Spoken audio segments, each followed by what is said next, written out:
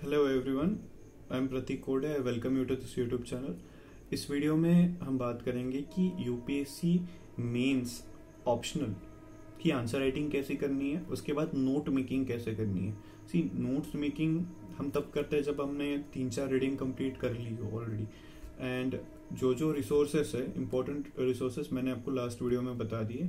Resources की list बहुत ज़्यादा नहीं रखनी है, जितना हो सके उतना minimum resource and maximum revision पे फोकस करना है। नेक्स्ट अभी इसमें हम ये टॉपिक डिस्कस करेंगे कि हम आंसर राइटिंग कैसे करनी है। एंड सेकंड कि आंसर राइटिंग तो एक सिंपल चीज़ है, वो तो हम धीरे धीरे एक इवोल्यूशन में आती है कि क्या लिखना है, कैसे लिखना है। नोट मेकिंग कैसे करें, सबसे पहले आंसर राइटिंग के बारे में बात करते हैं। सिंपल चीज़ करनी है, इंट्रोडक्शन, बॉडी, पैराग्राफ सबको पता है, ठीक है। इंट्रो में क्या लिखना है, अगर सपोज कल्चर का कोई टॉपिक है तो राइट इट डेफिनेशन की culture is a complex whole of knowledge, art, belief, custom, practices and all the habits and capabilities which are acquired by human being as a member of society. Definition लिख ली culture. Second लिख लीजिए एक आधे छोटे से कि according to Herskovits environment, culture is an environmental man made part of environment, लिख दिया। नेक्स्ट आ जाइए इस टॉपिक में, बॉडी में आप लिख दीजिए रेलेवेंस, सिग्निफिकेंस, दो चीज़ जो है वो लिख दिया, रेलेवेंस, सिग्निफिकेंस। टॉपिक पॉइंट में लिखिए तो एग्जामिनर को समझेगा कि आपने 6 पॉइंट लिखे, 7 पॉइंट लिखे। पॉइंट्स छोटे लिखने की कोशिश कीजिए so that examiner one reading में आपका पूरा सेंटेंस पढ़ सके, उसको भी समझ में आए। And next conclude properly.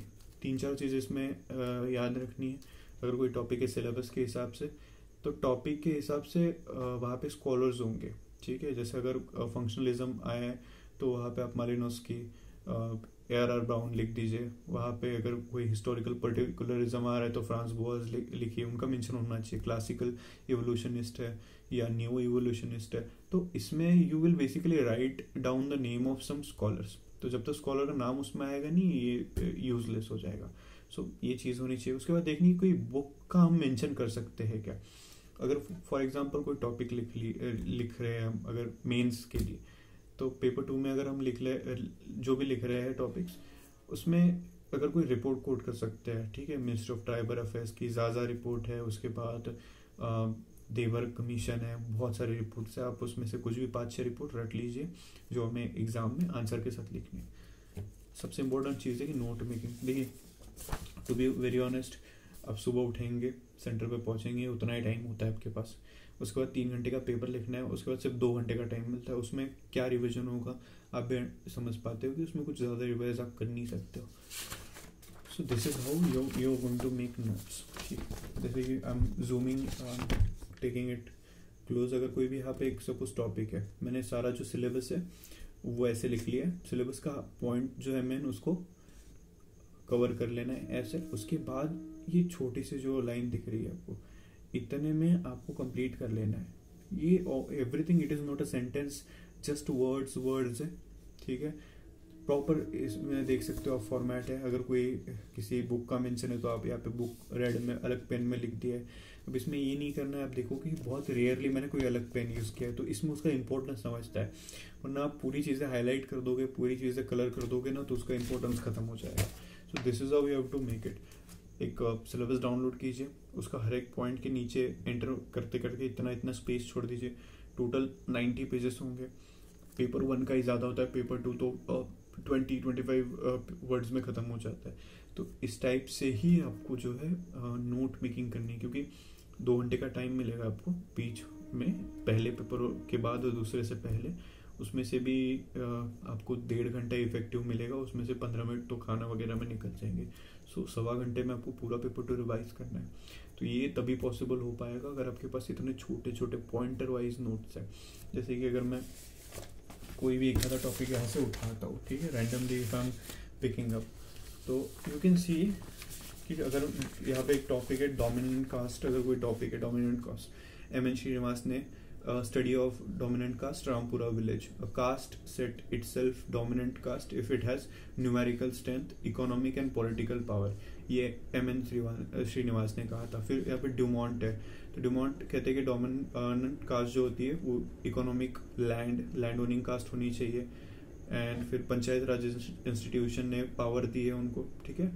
और decreasing judgement system, and dominant caste is still prevalent वगैरह वगैरह जो भी चीज़ें आप एकदम छोटे छोटे कंसाइज पॉइंट्स में लिख लीजिए. You can see this thing right. जैसे कि यहाँ पे है,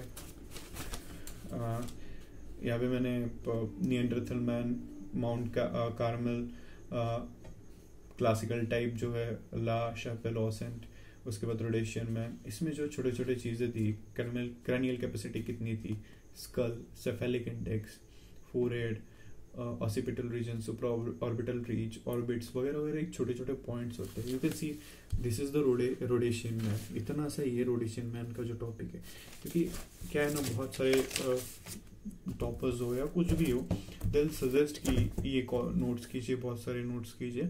but to be very honest, वो बहुत सारे नोट्स ऑलरेडी अवेलेबल है. किसी भी टॉपर के 2-3 टॉपर्स के नोट्स जो है आप रेफर करिए. उसके बाद एक इन बुक को फॉलो कीजिए, और जो जो इम्पोर्टेंट टॉपिक्स है, जैसे डोमिनेंट कास्ट हो गया, सेक्रेड कॉम्प्लेक्स हो गया, नीचा मैन कॉम्प्लेक्स हो गया, जजमानी सिस्टम हो गया, ठीक है, ये सारा पेपर 2 के लिए. पेपर 1 में फिर चैप्टर नंबर 9 से लेकर 12 तक वेरी इंपॉर्टेंट टॉपिक्स है. उसके बाद सारे टॉपिक में देयर विल बी सम और the other part which will be very important. तो यही चीज़ें आपको जो है नोट मेकिंग करनी है. ये नहीं कि कितने टॉपिक्स कंप्लीट करूँ, कहाँ से करूँ. एक टॉपिक जो है 100 बुक में से नहीं करना है, एक टॉपिक को 100 बार करना है, इतना ही याद रखना है, और नथिंग मोर देन दैट. इससे ज़्यादा स्ट्रेस नहीं लेना है. So that is all from my and, and I am signing off. I'll be reading all your comments and answering you in the next possible videos. तो आपके अगर कोई भी डाउट्स है तो प्लीज़ आप शेयर कीजिए. Thank you so much.